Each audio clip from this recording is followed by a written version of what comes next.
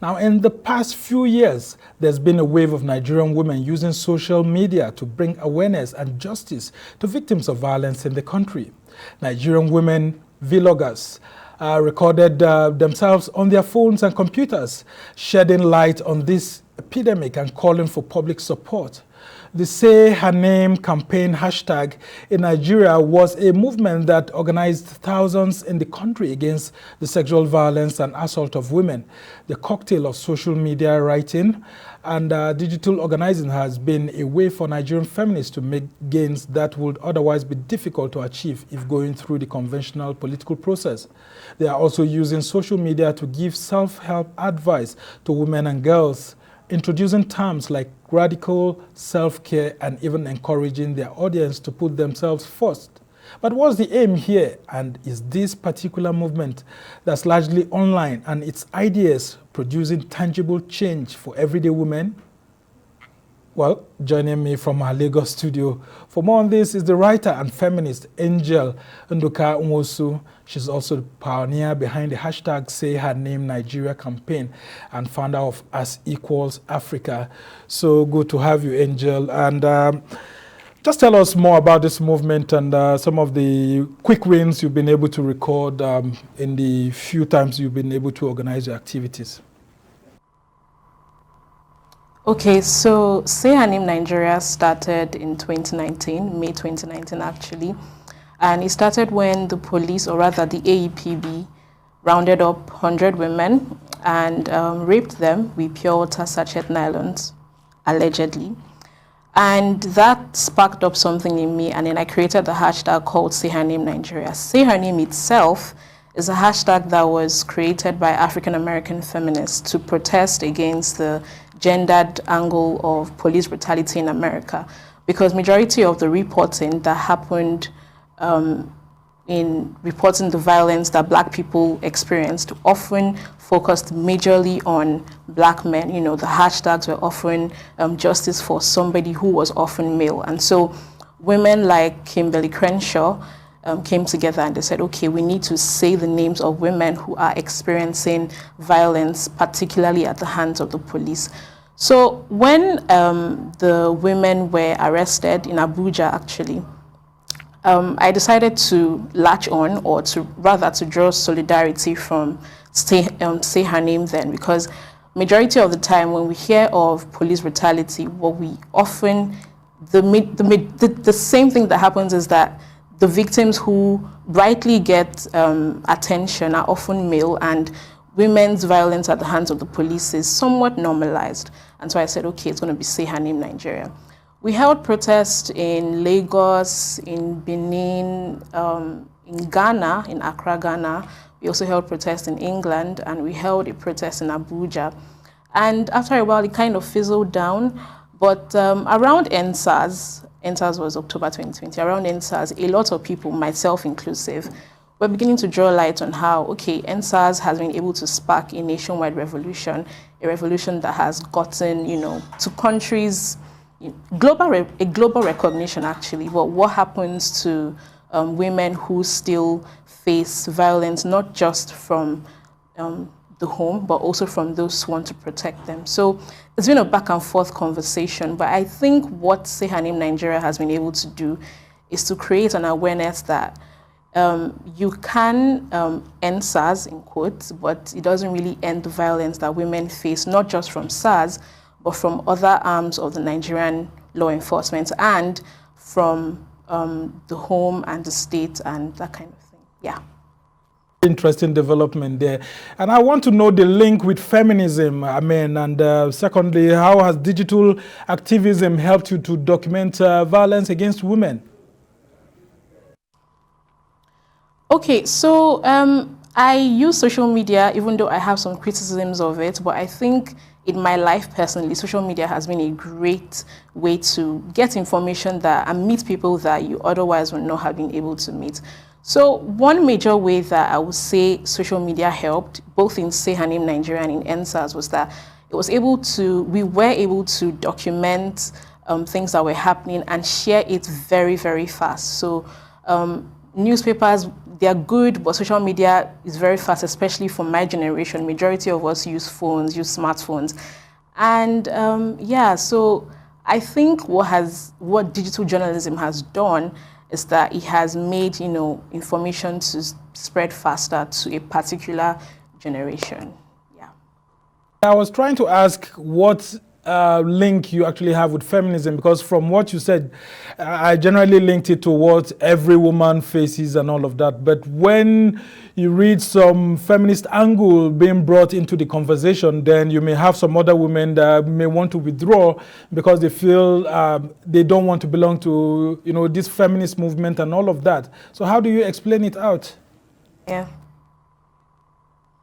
The thing is, everybody has their idea of feminism, and everybody has why they are on social media. So for me, I define feminism as simply wanting, not simply actually, but as wanting to humanize the female experience. And social media is just one avenue that I use to advocate that humanization, or that humanizing rather. And obviously, some women will not want to agree with that, but even then, my feminism preaches that for the woman who disagrees with you, you also have to stand with her, because her faith is still linked with yours. So even if a woman, says things that I may not like, whatever she's going to experience is something similar that I too would experience. So at the same time, when I hear women say certain things, I feel a bit irritated, can't lie, but I would not give up on another woman's struggle, even if we are enemies in quotes, because real true feminism advocates for the humanizing of even women you don't like, and social media is just one of the pathways that I use to advocate that humanizing. And not just that, I think one good thing about feminism on social media that I've spoken about previously is that the good thing about feminism on social media is that you can draw strength from women you may never meet. So somebody who's maybe a blogger or a YouTuber, or even somebody on Twitter talking about her life and owning herself away from traumatic experiences like rape can show you that, okay, rape is wrong, rape is sad, but it is possible to live a life full of laughter even after something as traumatic as that. So that's one major thing that I like about social media and feminism, and not just feminism, but other rights-based movements. It shows you from somebody who's maybe in Iceland or somebody who is in Jamaica, and you are looking at her life and you're saying, okay, her pictures on Instagram look great, and if she's able to recover herself from something as traumatic as this, and if she's able to still be loud and that kind of thing, then it means I too can move on from nonsense, I guess. And there's been this criticism of feminism, especially in Nigeria here, where once you identify as being feminist, the first thing people think is you are just an angry black woman who has either missed out on marriage, or you think you're too financially independent to depend on a man, or you just feel that you want to compete better than men, and you don't think that men are equals, you think you are superior and all of that. What do you make of such criticism? And when you meet, men, how easy is it for you to strike a conversation when such issues are brought up? Okay, so I've gotten this question a lot of the time, and I always use this example. So there will always be criticisms of any, if somebody is sitting on your neck and you tell them, please take your body off my neck. And even if you say it in a quiet tone, they're not going to be happy with you. If you say it loud, they're not going to be happy with you. To put it simply, no matter how much men or society, because there are some women who also criticize feminism, no matter how much they criticize it, so long as women are demanding to be seen as human, there would have to be like an entire overhaul of the world as we know it. And it's not going to be a comfortable thing. But at the same time, I think that at the core of it, when we have a better society, it's going to benefit both men and women. And yeah, I think that's it. I try to strike up conversations, especially with women, because I think in as much as men are also helpful to the conversation, the real change starts from making women to realize that you are not inferior, you are not weak. There's nothing wrong with having money of your own. There's nothing wrong with seeing yourself as human. There's nothing wrong with any of these things. And if somebody requires that you silence yourself in order for them to succeed, then it means that they were always below you. It's as simple as that to me. A very interesting submission there. And now let's talk about the rise in violence against women, especially when it has to do with young girls, ritual killings for money. Money rituals of recent has been on the rise. How are you trying to educate women, especially young ladies who meet people online, don't know anything about them, fall in love with them, and in the guise of love, they get killed for ritual purposes and all of that? Okay, so I'm a journalist too, and I'm a freelancer. I write for Document Women and a host of other magazines. Around the time when Nduka-Nwosu was killed, I wrote an editorial, I wrote an article, and one of the things that I said was Nduka-Nwosu was not, online. She was not looking for love. She didn't fall into, the stereotypical girl that everybody blames. She was doing something responsible. She was trying to get a job for herself, and she still got killed. I don't think there's anything you can really do to young women. I mean, obviously, you can tell them to be safe. Don't talk to strangers on Twitter. Don't, if anybody's giving you uncomfortable vibes, tell them to, don't talk to them.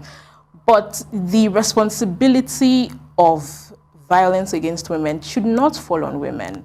That's something that I strongly believe in. I think that when it comes to rape, when it comes to violence against women, the only way we can have a change is when the perpetrators simply decide, or when we make them, not to perform those actions. Because you can put in literally all, the safety precautions, and somehow it just happens to you. Because the whole point of sexual assault, physical assault, even emotional abuse, is to make you lose power. And if you know that you are going to lose power, you wouldn't willingly walk into it. So I try as much as possible to tell, especially women who, I'm 23, especially women who are like less than 16, don't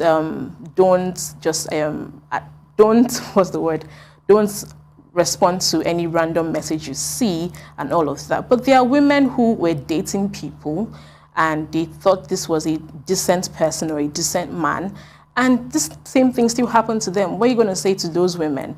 It's not enough to give women safety precautions. We have to literally tell men, since we're talking about women and men here, we have to tell men, do not harm women, yeah.